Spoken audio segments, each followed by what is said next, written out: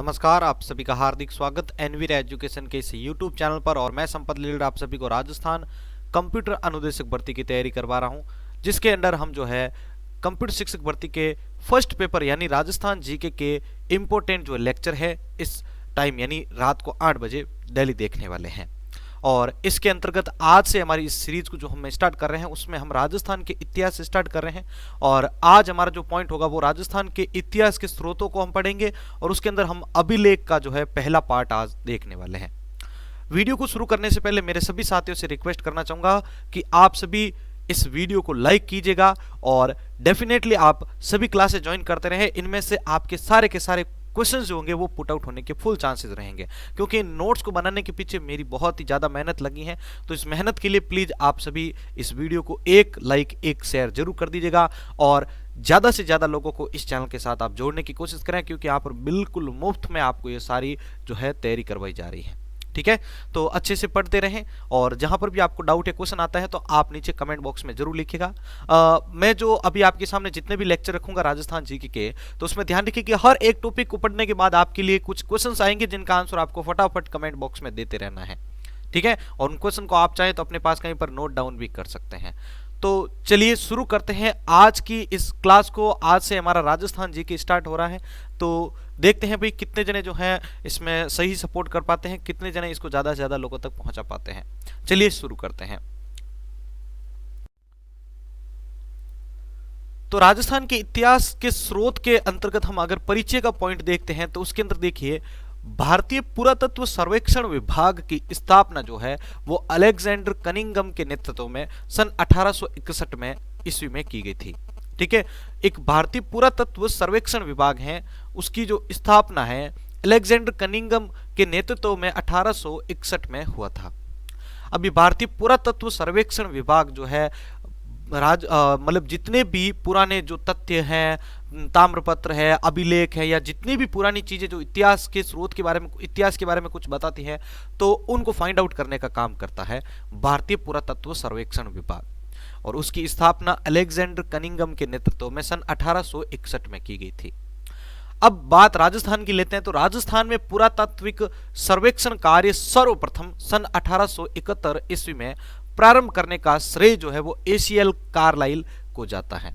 ठीक है, ये तो भारत का जो है पुरातत्व सर्वेक्षण विभाग था, लेकिन राजस्थान में सबसे पहले जो पुरानी चीजें थी, जो इतिहास के बारे में बताती हैं, तो उनको फाइंड आउट करने के लिए सर्वेक्षण का जो प्रथम कार्य जो था वो एसीएल कार्लाइल के द्वारा सन 1871 ईस्वी में किया गया था। आगे बढ़ते और नेक्स्ट पॉइंट को देखते हैं। नेक्स्ट पॉइंट है सन 1902 में जॉन मार्शल के द्वारा इसका पुनर्गठन हुआ था। ठीक है, और इसके तहत कालांतर में राजस्थान पर व्यापक स्तर पर उत्खनन कार्य प्रारंभ किया गया था। ठीक है ना, जॉन मार्शल के निर्देशन में जो है राजस्थान में व्यापक स्तर पर यानी बड़े स्तर पर जो है उत्खनन कार्य प्रारंभ किया गया था। और जॉन मार्शल ने जो है सन 1902 में जो है इसका पुनर्गठन भी किया था। आगे देखिए राजस्थान में उत्खनन कार्य का श्रेय। ठीक है ना, अब राजस्थान में उत्खनन कार्य अलग अलग लोग आते गए और करवाते गए, तो उसमें कौन कौन जो है प्रमुख हैं, और यहां से क्वेश्चन भी आ चुका है। राजस्थान में उत्खनन कार्य का श्रेय D Sankalia, B N Mishra, R C Agrawal, B Lal, A N Ghosh, Dayaram Sahni, S N Rajguru, D P Agrawal, Vijay Kumar, Lalit Pande, Jivan Kharakwal जैसे पुरावेताओं को जाता है। ठीक है, राजस्थान में जो उत्खनन कार्य जो है, खुदाई का जो कार्य है, यानी इसके अंदर बहुत सारे पॉइंट हम जोड़ सकते हैं। तो ये जो कार्य है ये ज्यादातर इन लोगों के द्वारा किया गया है, जैसे डी सांकलिया है, बी एन मिश्र है, R C Agrawal, B Lal, A N Ghosh, Dayaram Sahni, S N Rajguru, D P Agrawal, Vijay Kumar, Lalit Pande और जीवन खरकवाल जैसे पुरावेताओं को जाता है। चलिए अब आगे बढ़ते और नेक्स्ट पॉइंट को देखते हैं। अभी राजस्थान के इतिहास के जो स्रोत है, ठीक है ना, तो स्रोत बहुत सारे हैं, जिसमें हम सबसे पहले ले रहे हैं अभिलेख के बारे में। अब अभिलेख के अंदर अगर आप देखें तो पहला पॉइंट देखिए, पुरातात्विक स्रोतों के अंतर्गत सबसे महत्वपूर्ण स्रोत अभिलेख माना जाता है। इनका मुख्य कारण क्या है भाई, क्यों ये महत्वपूर्ण स्रोत क्यों माने जाते हैं अभिलेख? तो इनका मुख्य कारण जो है वो ये है कि ये जो है तिथि युक्त व समसामयिक होते हैं। यानी जो भी अभिलेख मिलते हैं तो उनके साथ उनके ऊपर कोई ना कोई तिथि अंकित है, या वो किस समय बनाए गए या किस समय उसको उत्खनन किया गया था, या उसके अंदर किस समय जो है उससे संबंधित कोई निर्माणाधीन कार्य किया गया था, तो वे उनके ऊपर अंकित होते हैं, इसलिए उसको महत्वपूर्ण स्रोत माना जाता है।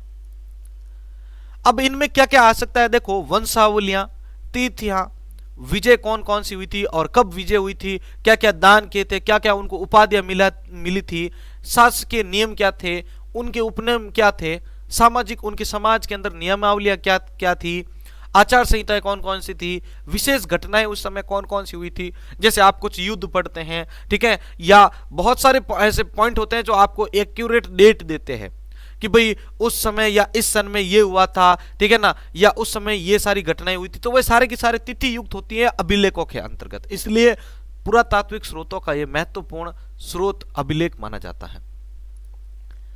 प्रारंभिक अभिलेख जो थे उनकी भाषा संस्कृत थी, जबकि मध्यकालीन अभिलेखों की भाषा संस्कृत, फारसी, उर्दू और राजस्थानी आदि है।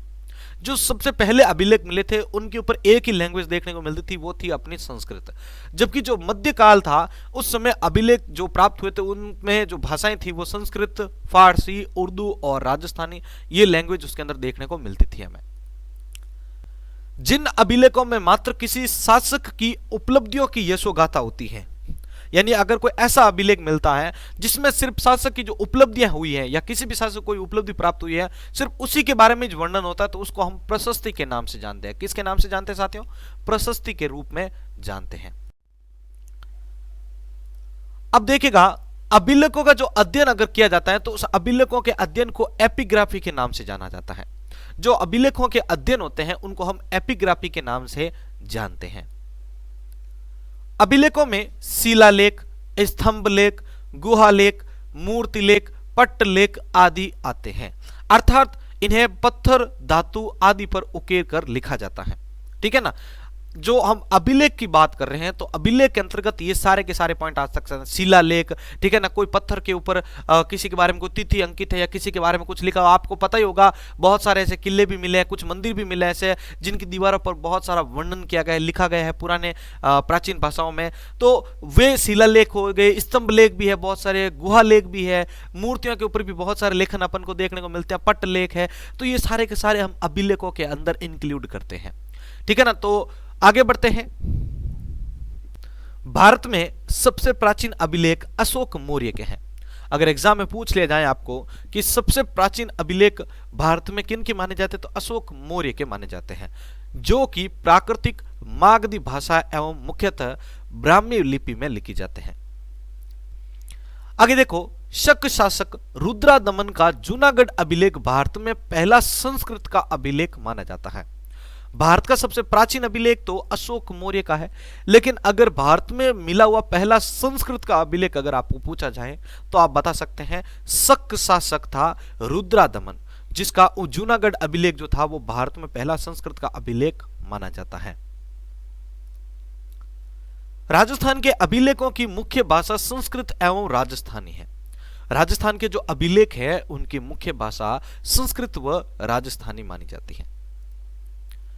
इनकी शैली गद्य एवं पद्य है, ठीक है ना। राजस्थान के जो अभिलेख हैं इनकी शैली जो है वो गद्य और पद्य दोनों में आती है, तथा इनकी लिपि महाजन एवं हर्षकालीन होती है। राजस्थान के जो अभिलेख है वे गद्य पद्य शैली में होते हैं और इनकी जो लिपि होती है वो महाजन और हर्षकालीन मानी जाती है। लेकिन नागरी लिपि को विशेष रूप में इसके अंतर्गत काम में लिया जाता है। जो नागरी लिपि है उसको विशेषतः इसमें काम में लिया जाता है। अब कुछ क्वेश्चंस आपके सामने आ रहे हैं, अभी तक हमने जो पढ़ा है तो उसमें से कुछ क्वेश्चंस आपके सामने आ रहे हैं जिनका आंसर आपको कमेंट बॉक्स में देना है। पहला प्रश्न है, राजस्थान में पुरातात्विक सर्वेक्षण कार्य सर्वप्रथम किसके द्वारा प्रारंभ किया गया था? सभी के पास 10 सेकंड का समय रहेगा, सभी अपना उत्तर कमेंट बॉक्स में दीजिएगा।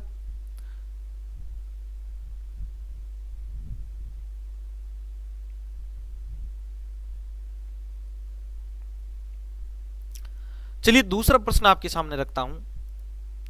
जिन अभिलेखों में मात्र किसी शासक की उपलब्धियों की यशोगाथा होती है उसे क्या कहा जाता है?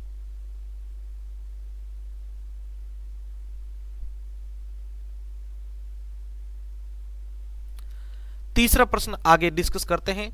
अभिलेखों के अध्ययन को क्या कहा जाता है? अभी हमने जो पिछले पेजेस स्लाइड्स के अंदर जो टॉपिक्स पढ़े हैं उनमें से कुछ क्वेश्चंस आपके सामने रखे हैं ताकि आपके साथ में प्रैक्टिस भी होती रहे।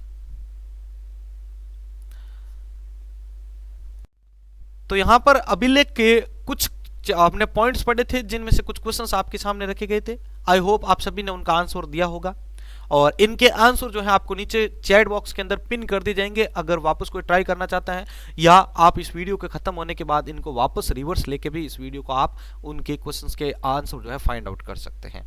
आगे बढ़ते हैं। अब अभिलेखों के अंतर्गत सबसे पहले हम विराट नगर अभिलेख जो कि अशोक मौर्य का माना जाता है, जयपुर के अंदर फाइंड आउट हुआ था, तो उसके बारे में जानने वाले हैं। और आगे बढ़ने से पहले एक और रिक्वेस्ट भी करना चाहूंगा मेरे सभी सब्सक्राइबर से कि अभी तक आपने इस वीडियो को लाइक नहीं किया तो प्लीज जल्दी से लाइक करते हैं और एक शेयर भी जल्दी से जल्दी कर दीजिएगा ताकि आपके जो भी भाई बहन है वो भी तैयारी कर सकते हैं।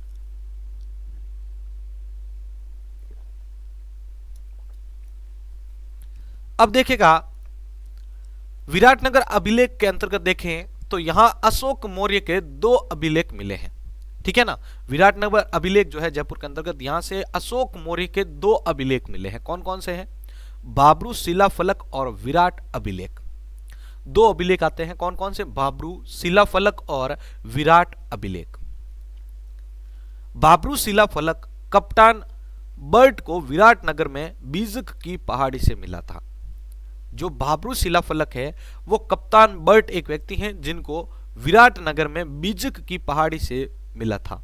अगर एग्जाम में क्वेश्चन इस प्रकार से आता है आपके पास है कि बीजक की पहाड़ी से कौन सा जो है फलक प्राप्त हुआ था या कौन सा अभिलेख प्राप्त हुआ था, तो आप बता सकते हैं बाबरू शिलाफलक प्राप्त हुआ था। अब देखिए, अब ये जो बाबरू शिलाफलक है इसको कलकत्ता संग्रहालय में सुरक्षित रखा गया है और वहां पर रखे होने के कारण इसको कलकत्ता बैराट के नाम से भी जाना जाता है, ठीक है ना। कोलकाता बैराट लेक के नाम से किस शिलाफलक को जाना जाता है या किस अभिलेख को जाना जाता है, तो आप बता सकते हैं बाबरू शिलाफलक को जाना जाता है, जिसको कप्तान बर्ट के द्वारा विराटनगर की बीजक की पहाड़ी से प्राप्त किया गया था। इसमें अशोक स्पष्ट बुद्ध धम्म संघ में आस्था प्रकट करता है जो अशोक को बौद्ध सिद्ध करता है। तो अशोक को बौद्ध सिद्ध करने वाला जो अभिलेख है वो बाबरू शिलाफलक माना जाता है। इसमें बुद्ध धम्म और संघ 3 बौद्ध के रत्न शो किए गए हैं, इसलिए जो है ये आस्था प्रकट करते हैं बौद्ध में, इसलिए अशोक को बौद्ध सिद्ध किया गया है। आगे देखिए, बात करते हैं नगरी के लेख के बारे में। तो नगरी के लेख के बारे में अगर हम बात करते हैं, सबसे पहला पॉइंट आता है इसके बारे में, यह नगरी से प्राप्त हुआ था जो उदयपुर संग्रहालय में सुरक्षित रखा गया है। जो नगरी का लेख है वो नगरी से प्राप्त हुआ है और इसको उदयपुर के अंदर संग्रहित उदयपुर संग्रहालय के अंदर सुरक्षित किया गया है। इसकी लिपि गोसुंडी के लेख से गोसुंडी का जो लेख था उसकी लिपि से मिलती जुलती है, ठीक है ना। इसकी जो लिपि है, एक गोसुंडी लेख आएगा, हम आगे पढ़ेंगे, तो उसकी जो लिपि है उससे मिलती जुलती है नगरी के लेख की। नगरी का लेख नगरी से प्राप्त हुआ जो कि उदयपुर के संग्रहालय में सुरक्षित किया गया है। आगे देखिए, इसमें प्रयुक्त कुछ वाक्य और शब्द बड़े महत्व के हैं। नगरी के लेख के अंदर कुछ वाक्य और शब्द हैं जो बड़े महत्व के माने जाते हैं। कौन कौन से? स भूतानाम दयार्थ और ता, जिसमें स जो है वो वे को इंडिकेशन देता है, ता जो होता है वो कारिता को इंडिकेशन देता है। और इससे यह अनुमान लगाया जा सकता है कि यहाँ पर सब जीवों की दया के निमित्त या तो कोई नियम बनाया गया हो या फिर कोई ना कोई स्थान बनाया गया है जहां जीवों की रक्षा की सुविधा हो सके। यानी नगरी के लेख के अंतर्गत ये भी अपन को देखने को मिलता है कि उस समय जीवों के ऊपर दया के भाव से जो है सारे काम किए जाते थे। कुछ नियम बनाए गए थे जिसमें उस समय जीवों पर कोई जो है अन्याय नहीं होता था, तो उनके साथ जो है हमेशा दया का भाव रखा जाता था। संभवतः यह लेख बौद्ध या जैनों से संबंधित रख सकता है, ठीक है ना, क्योंकि इसके अंदर आपके सारे के सारे जो पॉइंट्स हैं वो इंडिकेशन देते हैं किसकी ओर, जो लेख होते हैं वो बौद्ध या जैनों से संबंधित है, इसलिए इसको जो है बौद्ध या जैनों से संबंध रखता हो। आगे देखिए, गोसुंडी शिलालेख जो कि चित्तौड़गढ़ के अंदर से प्राप्त हुआ है उसके बारे में देखते हैं। गोसुंडी शिलालेख क्या बोलता है, आपको यहां पर ध्यान रखना है एक पॉइंट, गोसुंडी शिलालेख कहां से प्राप्त किया गया है? चित्तौड़गढ़ से प्राप्त किया गया है। देखिए गोसुंडी शिलालेख के अंतर्गत देखिए D.R. भंडारकर द्वारा प्रकाशित गोसुंडी शिलालेख राजस्थान में वैष्णव संप्रदाय से संबंधित प्राचीनतम अभिलेख माना जाता है, जो कि द्वितीय सदी का है। राजस्थान में वैष्णव संप्रदाय से संबंधित सबसे प्राचीनतम अभिलेख कौन सा है? गोसुंडी शिलालेख, ठीक है ना। और ये किसके द्वारा प्रकाशित किया गया था? Doctor D.R. भंडारकर द्वारा। इसकी भाषा यानी गोसुंडी शिलालेख की भाषा संस्कृत एवं उसकी लिपि जो है वो है ब्राह्मी। इसमें राजवंश के शासक सर्वतात द्वारा, राजवंश का शासक था जिसका नाम था सर्वतात, उसके द्वारा अश्वमेघ यज्ञ करने एवं विष्णु मंदिर की 4 दीवारी बनवाने का उल्लेख भी देखने को मिलता है। किसके अंदर? गोसुंडी शिलालेख। और आपको ये क्वेश्चन तो देखने को मिला ही होगा कि अश्वमेघ यज्ञ, सर्वतात शासक सर्वतात का अश्वमेघ यज्ञ करने का जो उल्लेख जो है वो किस लेख के अंदर देखने को मिलता है? तो वो आपके गोसुंडी शिलालेख के अंदर देखने को मिलता है। इसमें भागवत की पूजा के निमित्त शिला प्राकार भी बनाए जाने का वर्णन है। शिला प्राकार बनाए जाने का वर्णन जो है वो भी गोसुंडी शिलालेख के अंतर्गत देखने को मिलता है। इससे सूचित होता है कि इस समय तक राजस्थान में अश्वमेघ यज्ञ का प्रचलन, भागवत धर्म एवं संकर्षण एवं वासुदेव की मान्यता लोकप्रिय हो चुकी थी, ठीक है ना। इससे सूचित होता है कि इस समय तक यानी गोसुंडी शिलालेख जो मिला था तो इस समय तक राजस्थान में अश्वमेघ यज्ञ का प्रचलन भी हो गया था, भागवत धर्म और संकर्षण और वासुदेव की मान्यता भी लोकप्रिय हो चुकी थी। इस लेख का महत्व प्रथम शताब्दी ईसा पूर्व में भागवत धर्म का प्रचार, संकर्षण तथा वस्तुओं की मान्यता और अश्वमेघ यज्ञ के प्रचलन आदि में है। इस लेख का जो महत्व कहां पर है? भागवत धर्म के प्रचार में, संकर्षण तथा वस्तुओं की कोई ना कोई प्रकार की मान्यता या अश्वमेघ यज्ञ के प्रचलन आदि करने के अंतर्गत इन लेख का महत्व माना जाता है। अब कुछ क्वेश्चंस आपके सामने आ रहे हैं जिनका आंसर आप सभी को कमेंट बॉक्स में देना है। पहला प्रश्न है, कौन सा शिला फलक बीजक की पहाड़ी से मिला था? ध्यान रखें इनके आंसर आपके लिए नीचे चैट बॉक्स में कमेंट के साथ पिन कर दिए जाएंगे और अलग से एक शॉर्ट वीडियो भी अपलोड कर दिया जाएगा जिसमें इनके आंसर दिए जाएंगे आपको। ध्यान रखिए कि यहां पर आपको आंसर इसलिए नहीं बताए जा रहे हैं क्योंकि आपको यहां पर खुद को ट्राई करना है, अपनी सेल्फ स्टडी को आपको पहचानना है कि आपको कितने पॉइंट्स याद रहे हैं। दूसरा प्रश्न है, राजस्थान में वैष्णव संप्रदाय से संबंधित प्राचीनतम अभिलेख कौन सा माना जाता है?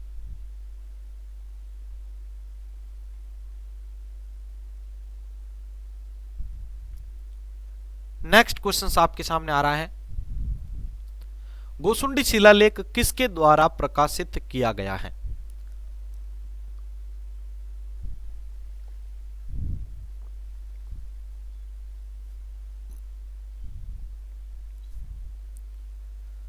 नेक्स्ट प्रश्न है, अभी हम जो है नेक्स्ट अभिलेखों के बारे में जानते हैं जिसके अंदर आता है बरली का शिलालेख।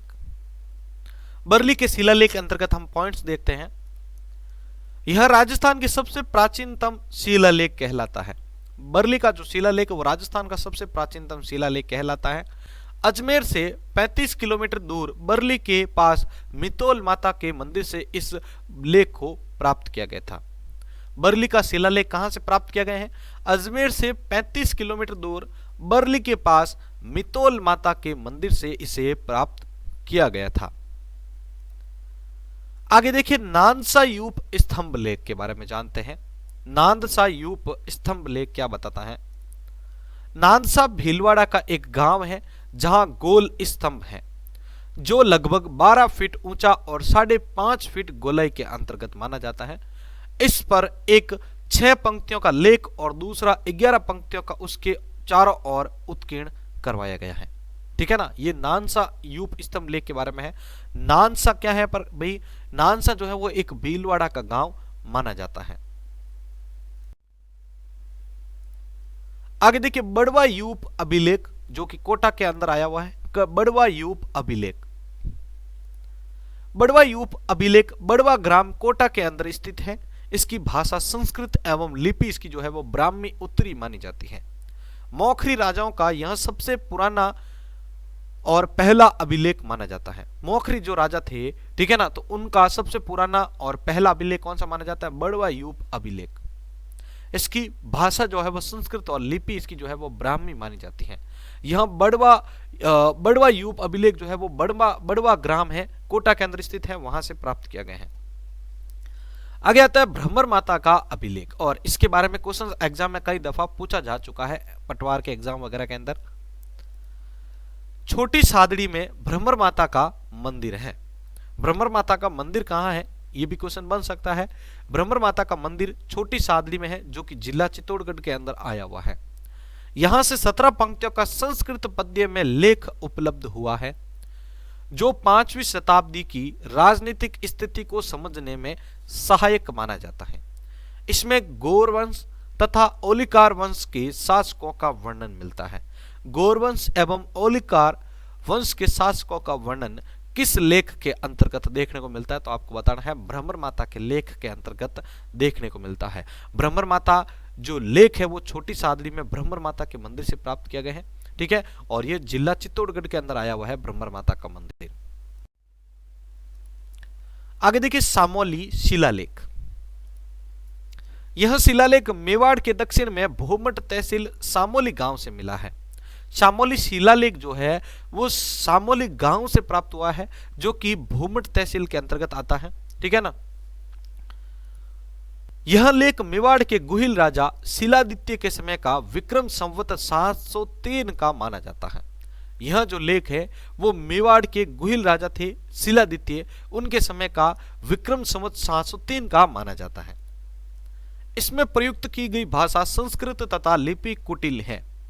मेवाड़ के गुहिल वंश के समय को निश्चित करने तथा उस समय की आर्थिक तथा साहित्यिक स्थिति को जानने के लिए यह लेख बड़े काम का माना जाता है। इस पॉइंट को वापस रिपीट कर रहा हूं, इसमें प्रयुक्त की गई भाषा संस्कृत और लिपि कुटिल है। ज्यादातर हमें जो लिपि है वो ब्राह्मी कुटिल ये देखने को मिलती है, तो इसकी जो भाषा है वो संस्कृत है सामोली शिलालेख की, और यह जो है मेवाड़ के गुहिल वंश के समय को निश्चित करने, पहला पॉइंट देखिए, मेवाड़ का जो है गुहिल वंश था उसको फिक्स करने तथा उस समय की जो आर्थिक और साहित्यिक स्थिति जो थी उसको जानने के लिए भी यह अभिलेख बड़े महत्व का माना जाता है। जो मेवाड़ का गुहिल लेख था, मेवाड़ का जो गुहिल वंश था उसके जो एक टाइम ड्यूरेशन जो था उसको फिक्स करने के लिए और उस समय क्या क्या आर्थिक और साहित्यिक स्थितियां थी उसको जानने के लिए भी यह लेख बड़े काम का माना जाता है, गुहिल वंश के समय का। इस शिलालेख में प्रयुक्त शब्द विजयी, वटनगर, आगरा, अरण्यक गिरी तथा अरण्यवासिनी, महत्तर आदि बड़े महत्व के माने जाते हैं। तो इनमें से कोई पॉइंट या शब्द भी आपको दिया जा सकता है और आपको पूछा जा सकता है कि यह किस शिलालेख से प्राप्त हुआ है। तो विजयी, वटनगर, आगरा, अरण्यक गिरी, अरण्यवासिनी, महत्तर आदि जो शब्द है वो सारे के सारे हमें सामोली शिलालेख से प्राप्त हुए हैं। अब कुछ क्वेश्चंस आपके सामने आ रहे हैं। पहला प्रश्न है, मितोल माता के मंदिर से किस शिलालेख को प्राप्त किया गया था?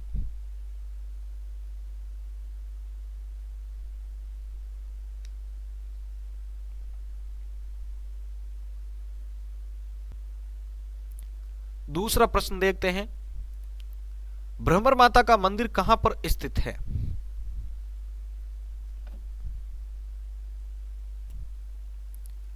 तीसरा प्रश्न डिस्कस करते हैं, गौर वंश तथा ओलिकार वंश के शासकों का वर्णन किस लेख में देखने को मिलता है?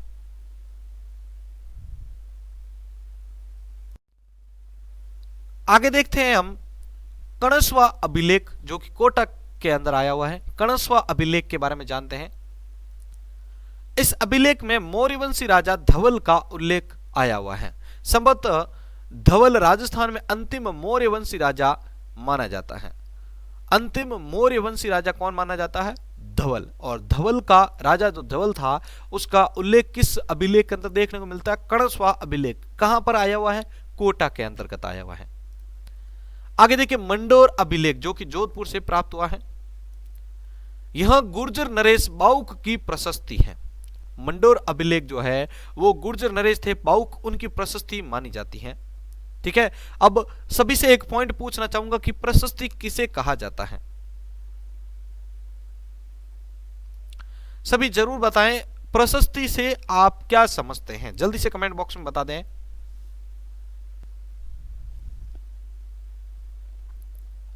तो देखिए, आपको जब इस वीडियो को शुरू किया गया था तो स्टार्टिंग के अंदर मैंने आपको बताया था कि जब किसी शासक की उपलब्धियों की यशोगाथा जब कहीं पर से हमें प्राप्त होती है तो उसको हम प्रशस्ति के रूप में जानते हैं। यानी प्रशस्ति के अंतर्गत सिर्फ उस शासक की उपलब्धियों का ही वर्णन देखने को मिलता है।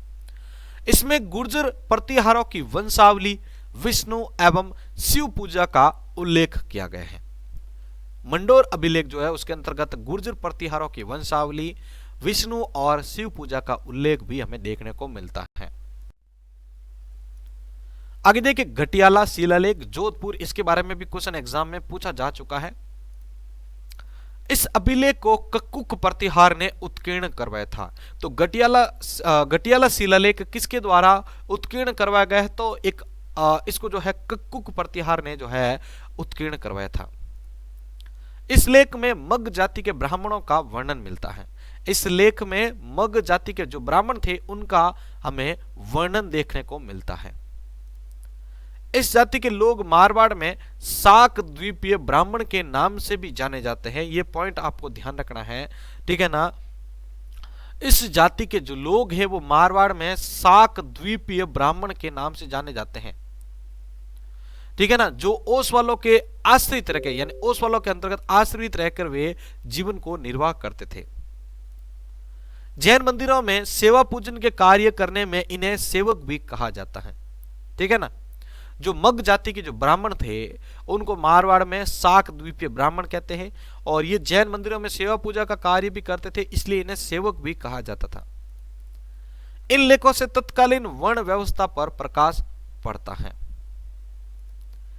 इन लेखों का लेखक मग तथा उत्कीर्णक, यानी उत्कीर्णक जो स्वर्णकार था वो आपके कृष्णेश्वर माना जाता है, ठीक है ना। इन जो लेख है, इन सभी लेखों का जो लेखक है वो मग माना जाता है, तथा इनका उत्कीर्णक जो था, ठीक है ना, तो जो स्वर्णकार जो था वो था आपके कृष्णेश्वर। आगे बात आती है मिहिर भोज की ग्वालियर प्रशस्ति के बारे में। गुर्जर प्रतिहारों के लेखों में सर्वाधिक उल्लेखनीय मिहिर भोज का ग्वालियर अभिलेख माना जाता है। जो गुर्जर प्रतिहारों के जो लेख थे उसमें सर्वाधिक उल्लेखनीय मिहिर भोज का ग्वालियर अभिलेख माना जाता है, जो एक प्रशस्ति के रूप में है। इसमें कोई तिथि अंकित नहीं देखने को मिलती है। मिहिर भोज की जो ग्वालियर प्रशस्ति है उसके अंदर कोई भी तिथि अपन को देखने को नहीं मिलती है। यह प्रतिहार वंश के शासकों की राजनीतिक उपलब्धियों तथा उनके वंशजों को ज्ञात करने का मुख्य साधन माना जाता है। प्रतिहार वंश के शासकों की जो राजनीतिक उपलब्धियां कौन कौन सी हुई थी तथा उनके वंशजों, उनके कौन कौन से वंशज थे, तो उनको ज्ञात करने का भी मुख्य साधन माना जाता है मिहिर भोज की ग्वालियर प्रशस्ति। आगे बात आती है प्रतापगढ़ अभिलेख, जो कि प्रतापगढ़ के अंदर आया हुआ है। इस अभिलेख में गुर्जर प्रतिहार नरेश महेंद्रपाल की उपलब्धियों का वर्णन किया गया है, ठीक है। प्रतापगढ़ अभिलेख जो है उसके अंतर्गत गुर्जर प्रतिहार नरेश थे महेंद्रपाल, उनकी उपलब्धियों का वर्णन मिलता है। अब कुछ क्वेश्चंस आपके सामने आ रहे हैं जिनका आंसर आपको कमेंट बॉक्स में देना है। पहला प्रश्न है, किस अभिलेख को गुर्जर नरेश बाउक की प्रशस्ति माना जाता है? किस अभिलेख को गुर्जर नरेश बाउक की प्रशस्ति मानी जाती है? दूसरा प्रश्न है, मग जाति के लोग मारवाड़ में किस नाम से जाने जाते हैं?